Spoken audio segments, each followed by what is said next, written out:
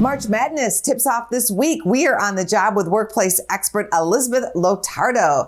Estimates rolling in predict $20 billion will march away in lost productivity. What are your tips? I know I will be watching the Michigan State Spartans. It's so gripping to follow. And the concern is on both sides. Employers are like, everyone is addicted to March Madness. And as individuals, we're frustrated with ourselves because we're constantly checking what's going on. So the tips I would offer is if you want March Madness to take a little bit of a backseat in your 9 to 5 is first allocate time where you do give yourself permission to engage. This might be a lunch break. This might be, I'm going to check things once in the morning, once in the afternoon.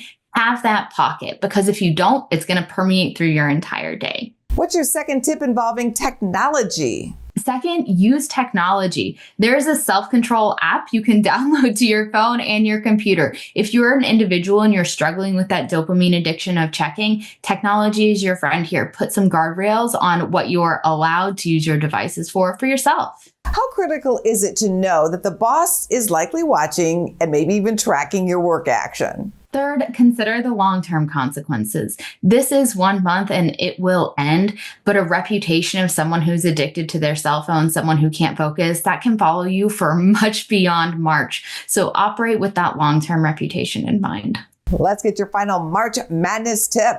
Final tip is don't bet too much money on March Madness because it's going to make those first 3 way harder to implement. This is an exciting time for sports fans and we want to lean into it and get that feel good from it. But when you overdo it, you cost a lot more than yourself. Well done. Thank you, Elizabeth. Thank you for having me.